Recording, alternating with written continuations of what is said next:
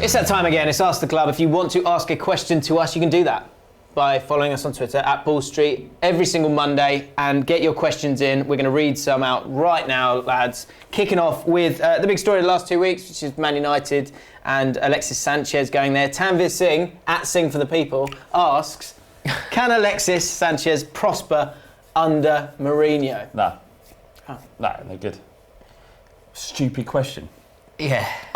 If I was a Man United fan, I'd be concerned that these two aren't going to get on. I disagree. There isn't a single Man United fan on earth that's currently concerned about whether or not Alexis will do well. He's such a Mourinho player. He's brilliant. Everything about him is a Mourinho player. He's the anti-Juan Mata, isn't he? And it's not. He's a workhorse. He chases lost causes. His style of play means that he can't fail as well. It's not like It's not like. But yeah, I know. Do you know what I mean? It's not. You look at Pogba or you look at like Ibrahimovic. They could fall out of the game because of the way they play. They were kind of relying on being mercurial. Dele Alli's the same. There's chances of him going somewhere and not doing well. But with him, it's just his energy, pace, and his quality on the ball. But more importantly, his willingness to get involved in the game means you can't lose. That's all fine. But Mourinho is an ego. Yes. And Alexis Sanchez, regardless of what he does on the pitch, is high maintenance. The staff at Arsenal, they'd got sick of him. The players, a few of the players apparently got sick of him as well. It's one of those where, when they are that good, you'll kind of let them get away with it because it offers so much. But you can tell Tanvir from me, he'll be just fine. Yeah. He'll be just. Don't worry, you prissy little head. All of the attributes that Mourinho loves in a football player, Alexis Sanchez possesses them in droves. He's got no problem. Well, the Chelsea fan, Spurs fan, I'm not a Man United fan. So let's ask Sam what he thinks about this. Is he concerned in any way that Mourinho and Sanchez could clash? There's going to be concerns from some fans about his attitude because, is he a negative effect in a dressing room when things aren't going his way? Potentially. But a man like Jose Mourinho will not accept that. Mourinho he's got an even bigger ego than Alexis Sanchez, and he won't let that dominate his dressing room. He's already got Pogba in there.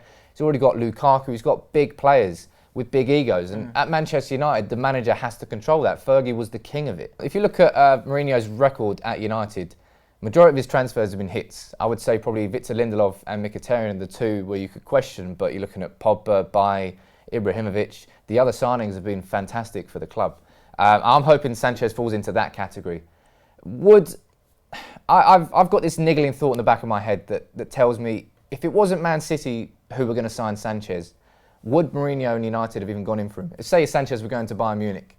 Would we have been so desperate to go in and try and snag him? And maybe not, because as you say, you would only be getting the player, but you wouldn't be taking him away from your rival at the same time. Yeah. I think that was a crucial part of it, because remember this Mourinho, Guardiola, Mourinho's ego knows no bounds. Every United fan accepts that, but he can use it as a strength. And I think in this situation, he has, because we've got Alexis Sanchez. I mean, United fans can't be upset about that. No. Sticking with Man United, Omar at Omar Salam 94 says, is Alexis Sanchez the most important signing for Manchester United since Eric Cantona, given the huge gap between them and Man City?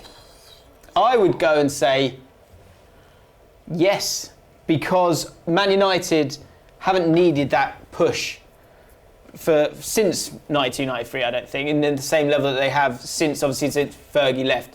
Eric Cantona came in and it took them to the next level.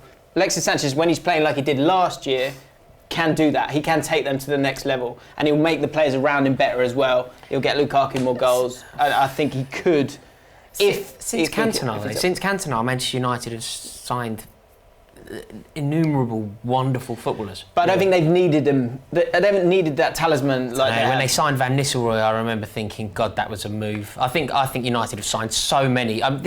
This actually doesn't feel like one of those to me. Do you know what I think? With Van Nistelrooy, he'd broken his leg this year before. They still had Andy Cole and Sheringham and those guys. They've got great players, Man United, but there's no doubt that they're not there. They're nowhere near Man City. But this guy is a player that Man City wants. Since they signed Cantona, they've signed Roy Keane since then. I mean, if you just take the Cantona thing out of the question.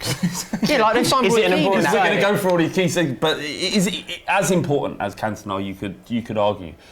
I would say... but their team doesn't need him the way that they needed Cantona. Yeah, well, Cantona was just levels above everybody else. I think they do. I'm not even convinced he starts. Where does he start instead of Martial? He'll play number 10, or he'll play on the left. I would imagine. I think in a summer, because he's better than Martial. In a summer where they signed a lot of, they signed pragmatically. They signed the things they needed to shore up Manchester United and become, a very difficult and structured team. But what they were missing a little bit was that flair, and certainly a flair signing to get the fans excited. I think Sanchez isn't going to change United in the same way that Cantona did, and offer that. No, yeah, I agree. Or the personality either. No, but what they have bought is an absolutely world-class forward, one of the best forwards in the league, one of the best forwards in Europe, and that they should be excited about it. But I think if this guy Omar, if he's saying, is this comparable to Cantona's signing, I don't think it's as big as that was. But we didn't actually realise that at the time as well. When Cantona signed from Leeds, he was like. He just won the league at Leeds. He just won the league and he was great, but United went and done magic things. I think Sanchez is a different kind of footballer. It's a brilliant signing. He's a brilliant footballer. There's no two ways about it. But I just don't think that it's even in that world. It's comparable to Pogba. But I think, I guess time will tell. But the one thing I would say is that we'll see in time if he takes him to the next level. I think what he will do, like you said, Flav, he's going to take a bit of pressure off Pogba because he's going to create a lot of goals. But it'll also make him better. I think it'll make Lukaku better and score more goals as well. And if he does all that and they win the title, then you can talk about it. But in terms of the character of Cantona, he's nowhere near. I think the desire is for fans to talk about a major signing and kind of build it up to more than it is. You've got a very good player. He's going to do well. You don't need to add additional pressure and destroy your own kind of enjoyment of a player because he isn't doing what Cantona did. He's going to score loads of goals for you. Just enjoy him. Lovely. Nice advice. Dan Fraser at FraserDan74. Who would you say are the most likely three teams to be relegated? Not many talking about Southampton or Watford being candidates, but both are in very poor form. Who are the three guys that you think will go down? Can you think of three? What do you think? Yeah. Nice. Well done. No. I think. Do you want to go? I can go. Yeah, I can go. I think the three teams that will go down will be. I think Huddersfield will go down. I've said that from the start of the season. I worry for Newcastle. I do. I think the players that they've brought in, the lack of money that they've spent, the fact that the takeover's not happening. Benitez won't take a team down though.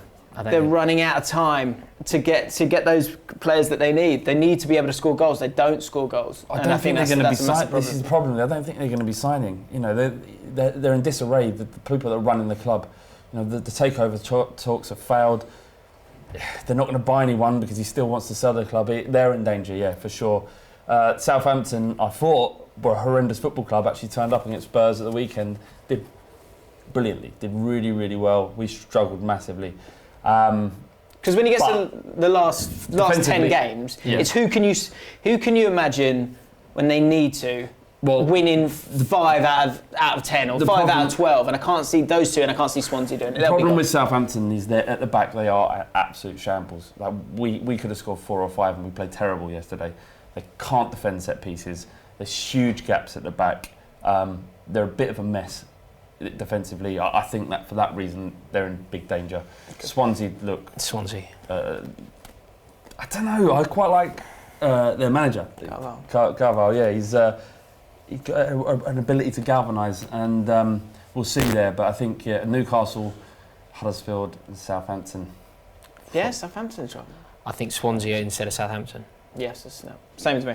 Brighton survive. Well done. Let's know your thoughts in the comments below. Oh, God, here's a name. Srijith Srinivasan. I got it out there just about. I struggle with lots of syllables. Who will finish second this season? I think United will. Because of Sanchez? Yeah, Sanchez. I think they're already second. They've, Ibrahimovic, when he's going to be fully fit and ready to go as well. They've still got. If you look at their first 11, it's scary at times. If he can get them playing again. I can't see anyone else other than United. Chelsea had a great result against Brighton at the weekend, but before that they've struggled somewhat. Yeah, Liverpool.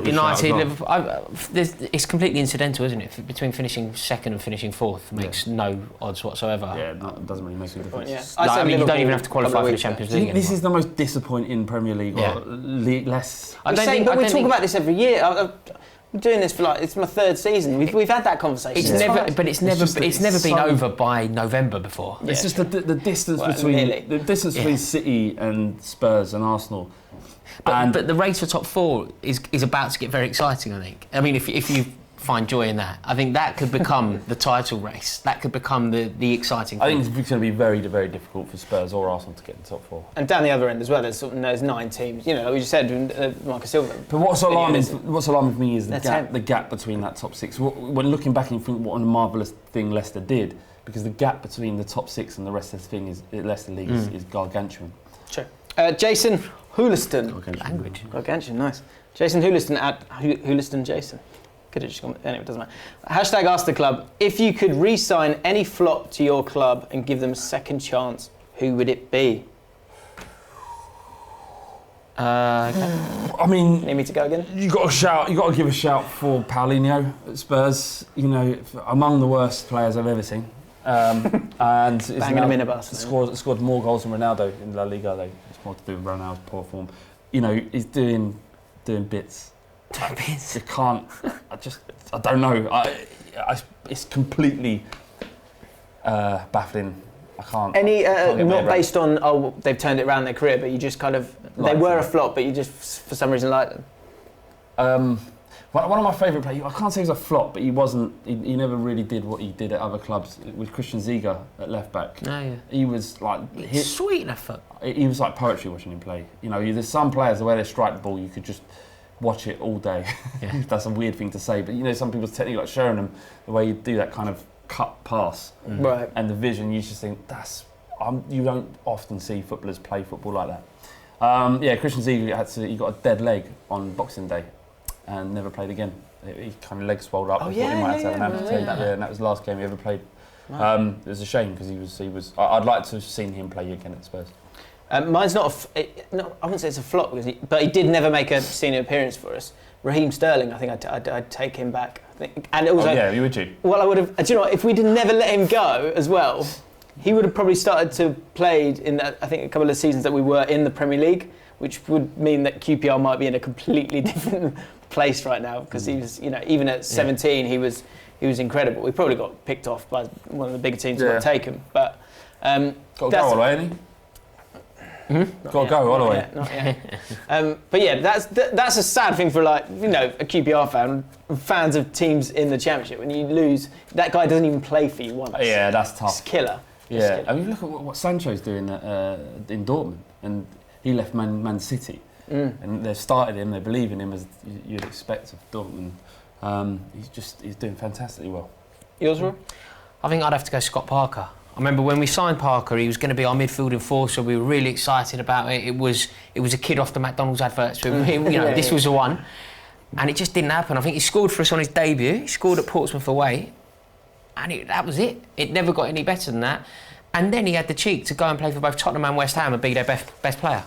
He had the cheek to be brilliant for both of our rivals. He won the Player of the Year, Fans Player of the Year at Spurs. He just came in and did it. But I've always got a bit of an issue. He's an under-18s coach now, but I've got a bit of an issue with him because it's like he turned us down 4 times. He joined West Ham, Newcastle, and Chelsea. Fair enough. Over joining Spurs, we're always in for him, and eventually we make him our Player of the Year. And it just didn't happen for him at Chelsea. Though it was a shame. And like I said, we let him go. And then he was great elsewhere. Yeah, he was. So had a good career. Reliable. And could do with him now. Twilight of his career, didn't he?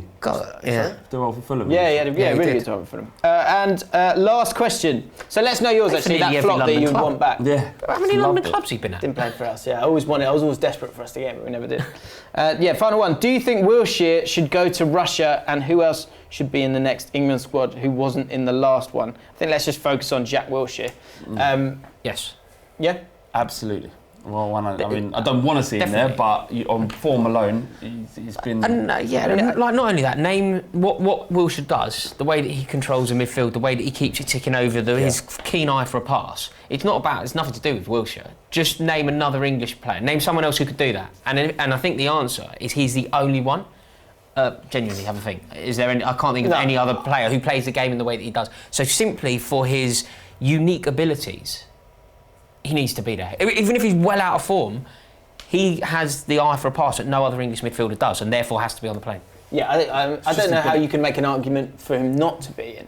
I mean, I guess you can be waiting for him to get injured, which of course is no, but you can't. You can't do that. Yeah, we're absolutely crying out for him. Yeah. I was never convinced by him at all, and then his form since returning from injury and coming back from Arsenal shows a good mental strength to go. You have to go and play for Bournemouth, have injuries, to come back and then grab the bull by the horns in an Arsenal team that isn't playing well. You know, that's the kind of mentality and the quality that we need in England. He'd love it as well. And you know, the fact is, if he can stay injury free, he is the real deal. Do you know one player I wouldn't mind seeing in the squad, because I think he has got real quality? Danny Drinkwater.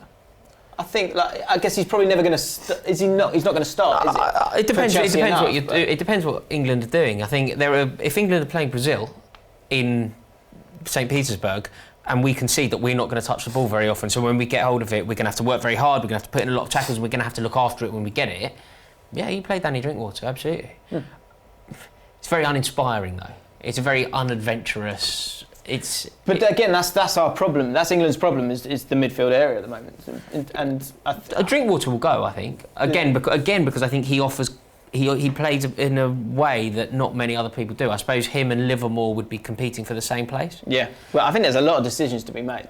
But yeah, exactly. Are you wincing at Livermore or are you wincing at Drinkwater? Or are you wincing at both? Livermore more so than Drinkwater. Livermore should be nowhere near the England team. Drinkwater, you know, like you say, if it's about aptitude. It's the way that we play. It's the way that Southgate chooses to play. But we need Wilshere to be fit. Yeah. So there's our answer. Let us know your thoughts in the comments below. As I said, if you've got a question, then you can tweet us at Bull Street. Go follow us on Twitter. Subscribe to Bull Street. Check out all the other social clubs, and we'll see you very soon.